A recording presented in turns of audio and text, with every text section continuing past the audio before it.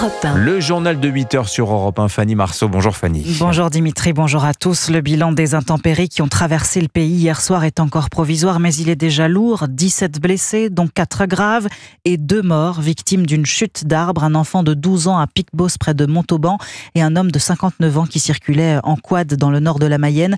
Ce matin, 110 000 foyers sont toujours privés d'électricité, des pylônes broyés par les rafales jusqu'à 140 km/h. Un peu partout, les services municipaux sont à pied d'œuvre pour libérer les trottoirs jonchés de branches. Et toute la nuit, les pompiers se sont activés sur le terrain. Écoutez Eric Brocardi, directeur de la communication de la Fédération nationale des pompiers.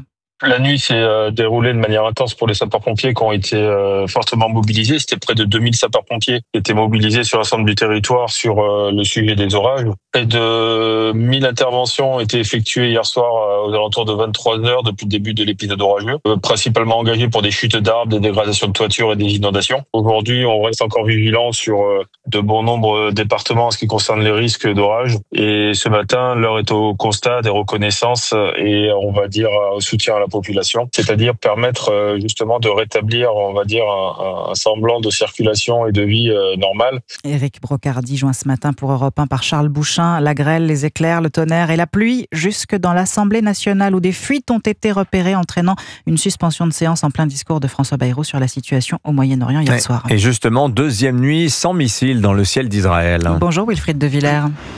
Bonjour Fanny, bonjour à tous. Envoyé spécial d'Europe 1 à Tel Aviv, le cessez-le-feu tient bon, mais il reste fragile. Hier, le chef d'état-major israélien Eyal Zamir l'a dit, la campagne n'est pas encore achevée, nous devons rester vigilants, de nombreux défis nous attendent. Et il a également révélé, Wilfried, la présence pendant la guerre de commandos israéliens en Iran. Oui, c'est la première fois qu'un responsable israélien évoque une telle opération terrestre, des soldats, des commandos déployés sur le terrain. Eyal Zamir. Ces forces sont opérées en profondeur en territoire ennemi et nous ont accordé une liberté d'action opérationnelle. Alors pour l'instant, on ne connaît évidemment pas la nature exacte de la mission de ce commando israélien. Dans ce genre d'opération clandestine, ces commandos des forces spéciales sont bien souvent chargés des repérages, du guidage des frappes aériennes, mais aussi de constater sur le terrain les dégâts causés par l'aviation. En pleine guerre, la semaine dernière, la question se posait aussi de savoir si Israël préparait une opération terrestre pour cibler le site nucléaire de Fordo en plein cœur de l'Iran. Et ce n'est pas la première fois que l'État hébreu envoie des membres des forces spéciales mener des opérations extérieures.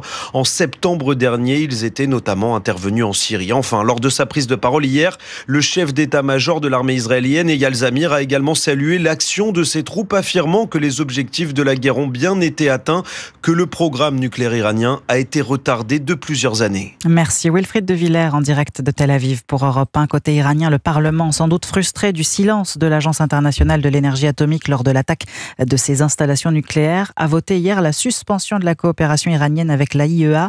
Ce n'est pas une faveur, c'est une obligation, a rétorqué Raphaël Grossi, le patron de l'instance reçu hier soir à l'Élysée. L'Élysée qui est dans le collimateur du Rassemblement national, mais avec quel candidat ? C'est là toute la question. Alors que Marine Le Pen est pour l'heure frappée d'inéligibilité, son procès en appel doit avoir lieu l'an prochain, mais son issue reste incertaine.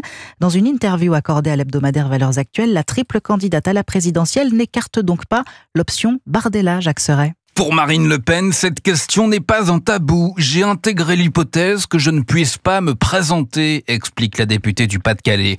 Et Jordan Bardella a intégré la possibilité qu'ils doivent reprendre le flambeau, poursuit-elle. Je lui ai moi-même demandé de réfléchir et de se préparer à cette éventualité.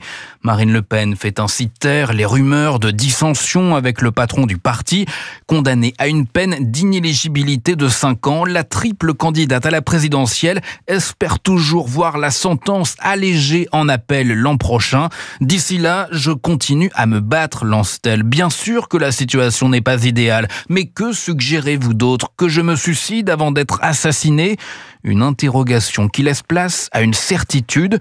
Marine Le Pen estime que si elle ne pouvait pas concourir, le scrutin apparaîtrait, je cite, bien évidemment, comme illégitime. Jacques Serret du service politique d'Europe 1. Vous écoutez Europe 1 matin, il est 8h06. À la une également ce matin, la douleur d'une famille qui estime que justice ne lui sera jamais rendue. À Marseille, les proches du docteur Alban Gervaise viennent d'apprendre que son meurtrier présumé ne sera pas jugé car pénalement irresponsable selon la justice.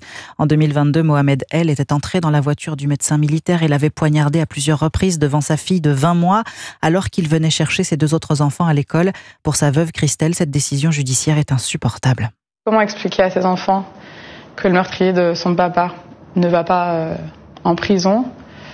Quand je leur en ai parlé, ils m'ont dit mais c'est pas juste en fait, c'est très grave ce qu'il a fait, il faut qu'il ait une grosse punition. Je pense que la confiance en la justice est quand même altérée, pas uniquement à cause de notre affaire. On est tellement traumatisé par l'agression en elle-même que la mort d'Alban arrive presque ensuite en fait, ce qui est encore plus dur probablement, et pour mes enfants et pour moi, c'est ce qu'il a subi avant de mourir. On est aussi condamné finalement à avoir peur tous les jours de voir que Mohamed El, âgé de tel âge, qui avait tué Alban Gervaise en 2022 d'une dizaine de coups de couteau devant l'école Sévigné, est passé à l'acte de nouveau. Le témoignage de Christelle Gervaise recueilli par nos confrères du Figaro. Comment assurer la défense de l'Europe? Au sommet de l'OTAN, hier, les Européens se sont engagés à dépenser plus pour s'émanciper de la protection américaine. Discussion qui se poursuit aujourd'hui à Bruxelles, au Conseil européen. Emmanuel Macron plaide pour que la hausse des budgets permette de renforcer l'industrie de défense européenne. Mais une douzaine de pays s'opposent à cette idée. Arthur Delaborde, ils veulent garder la possibilité d'acheter leurs armes aux États-Unis. Aider les pays européens à acheter leurs armes ensemble et à les produire sur le continent, c'est le tournant que devait marquer le projet dit EDIP. Mais un compromis trouvé hier laisse finalement de nombreuses portes ouvertes. Une douzaine d'États membres menés par la Pologne ont obtenu une large marge de manœuvre. Résultat, jusqu'à 35% des équipements financés pourront venir de l'extérieur, essentiellement des États-Unis. La France s'est battue pour limiter ces dérogations. Elle voulait que seuls les industriels vraiment européens puissent bénéficier des aides, mais elle n'a pas réussi à imposer cette règle. Autre sujet de tension, la Commission européenne obtient plus de pouvoir dans la gestion de ses programmes, ce que Paris voit comme une perte de souveraineté.